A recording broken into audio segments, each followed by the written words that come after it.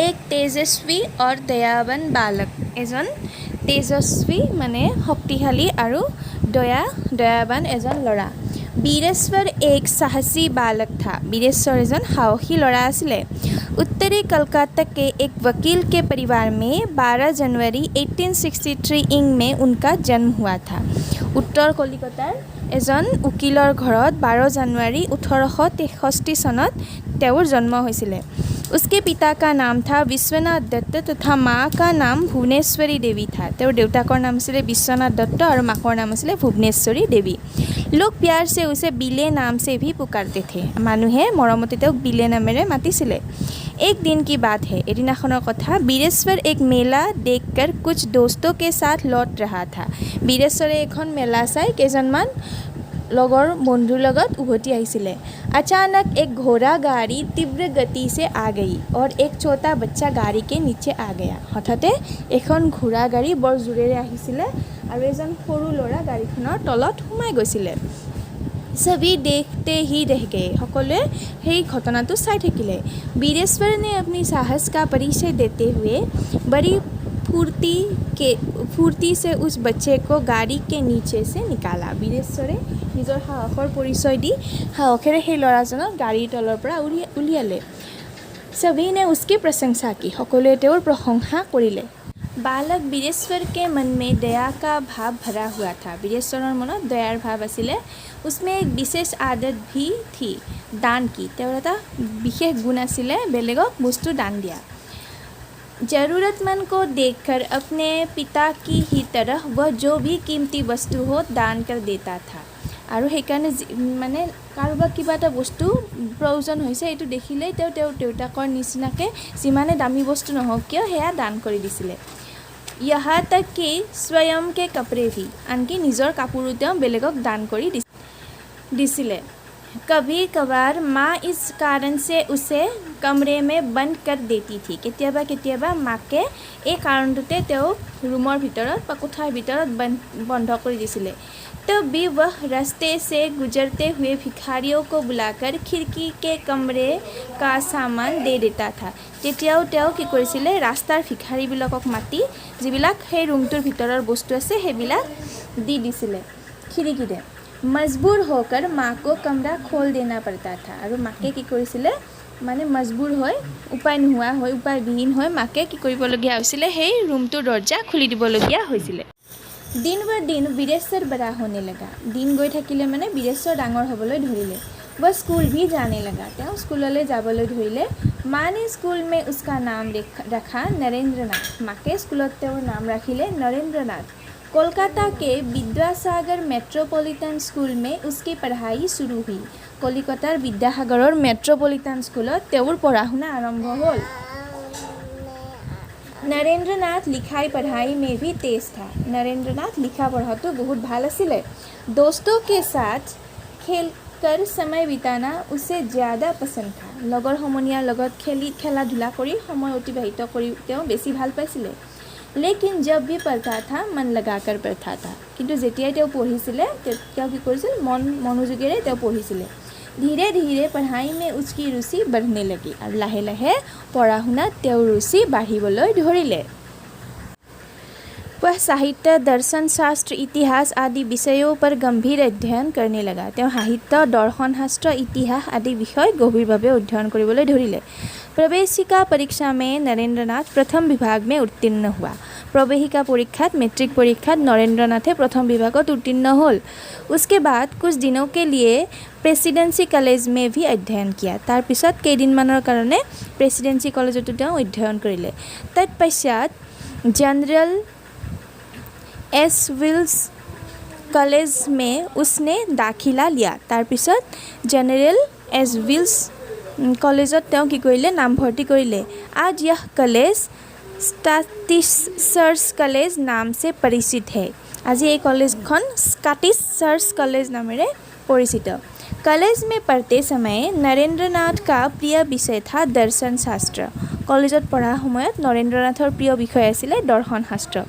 यूनान, जर्मनी आदि देशों के दर्शन शास्त्र का उसने विस्तारपूर्वक अध्ययन किया। यूनान, जर्मनी आदि देशर दर्शन शास्त्र তেওঁ বিস্তাৰভাৱে অধ্যয়ন কৰিলে। उसके मन में तरह तरह के प्रश्न उठने लगे। তেওঁৰ মনত বিভিন্ন ধৰণৰ প্ৰশ্ন আহিবলৈ ধৰিলে। उन्हीं प्रश्नों के उत्तर ढूंढने वह एक दिन दक्षिणेश्वर काली मंदिर के साधक रामकृष्ण परमहंस के पास पहुँचा আৰু সেই প্ৰশ্নসমূহৰ উত্তৰ উলিয়াবলৈ এদিনাখন তেওঁ দক্ষিণেশ্বৰ কালী মন্দিৰৰ সাধক रामकृष्ण परमहंसৰ ওচৰলৈ গৈছিলে।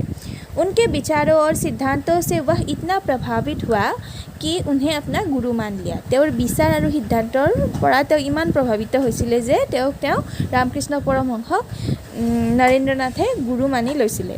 अपने गुरु की छात्र छात्रा में नरेंद्र ने वेद उपनिषद गीता आदि का अध्ययन किया। निजर गुरुर छत्रछायात তেওঁ वेद उपनिषद गीता आदि अध्ययन কৰিলে। गुरु रामकृष्ण परमहंस ने उसे बेसहारे और पीड़ित लोगों की सेवा करने के लिए प्रोत्साहित किया।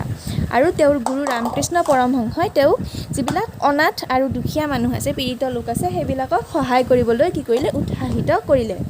पिताजी विश्वनाथ दत्त के आकस्मिक निधन के बाद परिवार की आर्थिक स्थिति बिगड़ गई। আৰু কি হ'ল? নৰেন্দ্ৰনাথৰ দেউতা বিশ্বনাথ দত্তৰ আকস্মিক বিয়োগত আকস্মিক মৃত্যু হৈছিলে, যাৰ ফলত তেওঁলোকৰ आर्थिक स्थिति বেয়া হৈ গৈছিলে। उस समय नरेंद्र BA पास कर कानून की पढ़ाई कर रहा था। আৰু সেইখিনি সময়ত নৰেন্দ্ৰই BA পাছ কৰি উকিলৰ মানে আইনৰ উকিল হ'বলৈ যি ডিগ্ৰী লাগে আইন পঢ়ি আছিলে। परिवार का दायित्व उसके नाजुक कंधों पर आ पड़ा। আৰু পৰিবাৰৰ দায়িত্ব তেওঁৰ যি মানে নাজুক, তেওঁ ইমান কোমলীয়া বয়সতে তেওঁৰ কি হৈছিলে? পৰিয়ালৰ দায়িত্ব তেওঁৰ ওপৰত আহি পৰিছিলে। नरेंद्र को पढ़ाई छोड़नी पड़ी। नरेंद्र নিজৰ লিখা পঢ়া ত্যাগ কৰিবলগীয়া হৈছিলে। फिर भी नरेंद्र ने अपना हौसला बनाए रखा और अपनी साधना व लगन से ज्ञानार्जन करता रहा। কিন্তু নৰেন্দ্ৰ কি কৰিছিল? সাহস ৰাখিছিলে আৰু নিজৰ সাধনাৰ বলত তেওঁ একাগ্ৰতাৰ বলত তেওঁ কি কৰিছিলে? তেওঁ ज्ञानार्जन কৰি থাকিলে। विश्व के जाने माने कोलकाता विश्वविद्यालय से सम्मानीय अध्यापक के लिए उसे आमंत्रित किया गया था। বিশ্বৰ বিখ্যাত কলিকতা বিশ্ববিদ্যালয়ৰ পৰা সন্মানীয় অধ্যাপক পদৰ বাবে তেওঁক আমন্ত্ৰণ জনোৱা হৈছিলে। लेकिन गरीब लाचार और बेसहारे लोगों की सेवा करने के लिए उससे इस प्रस्ताव को ठुकराना पड़ा। কিন্তু দুখীয়া লাচাৰ মানে উপায়হীন আৰু বেচাহাৰে আৰু যিবিলাকৰ কোনো নাই অনাথ মানুহবিলাকক কি কৰিবলৈ সেৱা কৰিবলৈ তেওঁ এই প্ৰস্তাৱ তেওঁ কি কৰিবলগীয়া হৈছিলে? নাকচ কৰিবলগীয়া হৈছিলে। Next paragraph.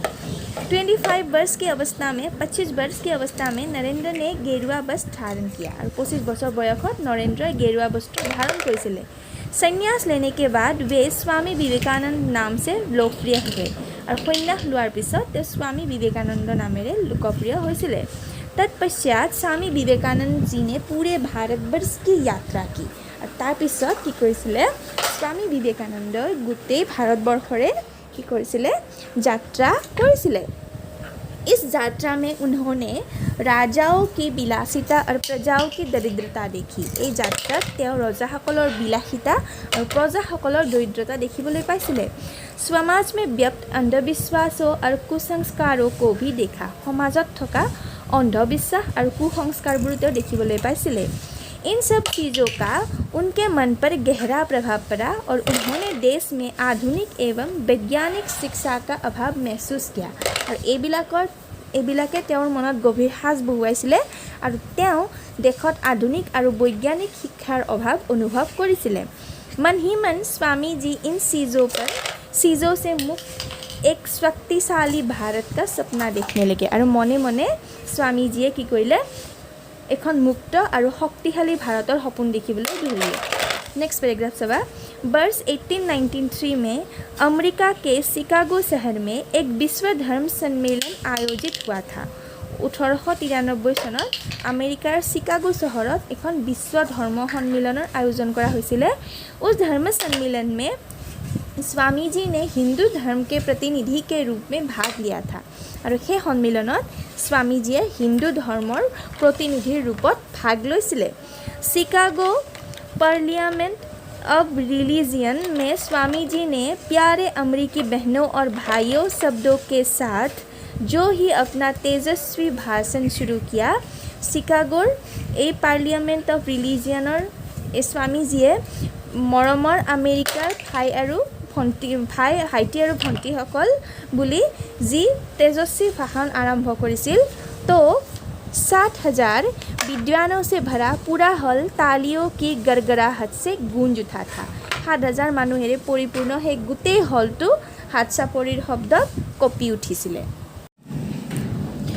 आज भी दुनिया भर के लोग उस भाषण को याद करते हैं আজিও পৃথিৱীৰ মানুহে সেই ভাষণটো মনত পেলায় इस भाषण के जरिए उन्होंने भारतीय आध्यात्म सभ्यता और संस्कृति को विश्व भर में पहचान दिलाई थी और এই ভাষণৰ জৰিয়তে তেওঁ ভাৰতীয় আধ্যাত্মিকতা সভ্যতা আৰু সংস্কৃতিক গোটেই বিশ্বতে পৰিচয় কৰাই দিছিলে सम्मेलन में उनके विचार सुनकर दुनिया के तमाम विद्वान चकित रह गए সন্মিলনত তেওঁৰ বিচাৰ শুনি পৃথিৱীৰ বহুতো বিদ্বান যিবিলাক তাত উপস্থিত আছিলে আচৰিত হৈ গৈছিলে আমেৰিকা में उनका भरपूर स्वागत हुआ আমেৰিকাত তেওঁক ভালদৰে স্বাগতম জনোৱা হ'ল भाषण के बाद अमेरिकी मीडिया ने उन्हें साइक्लोनिक हिंदू नाम से नवाजा था ভাষণৰ শেষত আমেৰিকাৰ যি সংবাদ মাধ্যম আছিলে সেইবিলাকে তেওঁক साइक्लोनिक हिंदू नामेৰে माने एटू उपाधि दिसिले उस सम्मेलन के बाद विदेश में उनके भक्तों का एक समुदाय बन गया और এই সন্মিলনৰ পিছত বিদেশত তেওঁৰ ভক্তসকলৰ এটা সমুদায়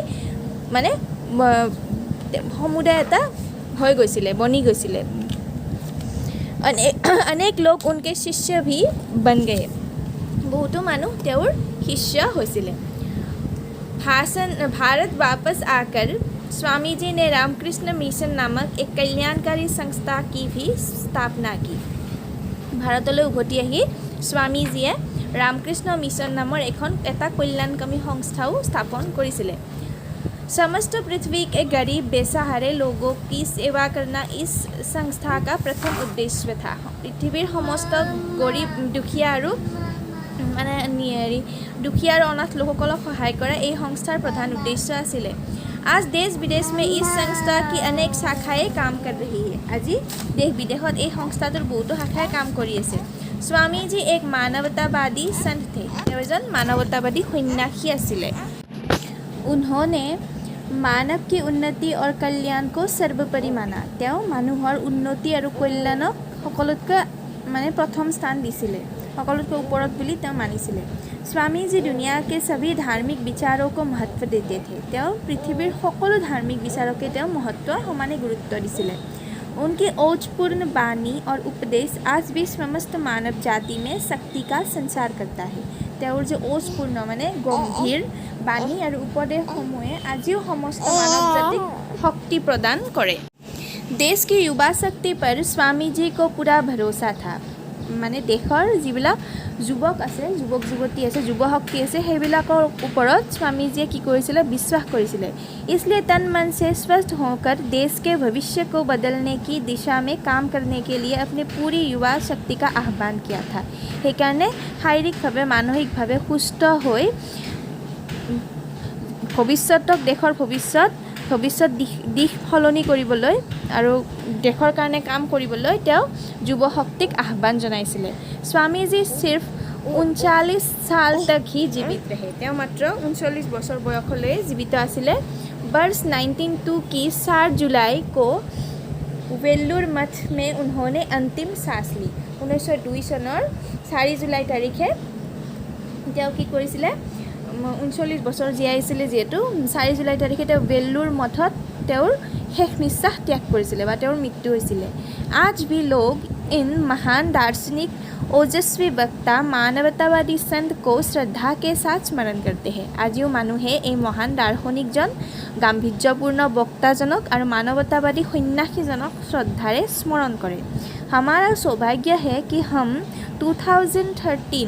2013 में उनके जन्म का 150वां वर्ष मनाने वाले हैं आमी सौभाग्यपूर्ण जे 2013 बर्षत आमी তেওঁৰ 150তম বা 150তম তেওঁৰ जन्मबार्षिकी पालन करिम एटु 2013 तो इतिमध्ये হৈ গল আমি पालन करिलु एटु उनकी ही तरह हम भी देश का सेवा करें यह हमारा परम कर्तव्य है তেওঁৰ নিচিনাকৈ আমিও দেশৰলৈ সেৱা আগবঢ়াম এয়াই আমাৰ পৰম কৰ্তব্য হোৱা উচিত আজিলৈ ভিডিওটো এইখিনিয়ে যদিহে তোমালোকে ভিডিওটো চাই ভাল পাইছা তেতিয়াহলে লাইক কৰিবা কিবা বুজি নাপালে কমেন্ট বক্সত সুধিবা লগতে মোৰ চেনেলটো চেনেলটো ছাবস্ক্ৰাইব কৰিবা। আশা কৰোঁ ভিডিঅ'টোৱে তোমালোকক উপকৃত কৰিছে। ধন্যবাদ।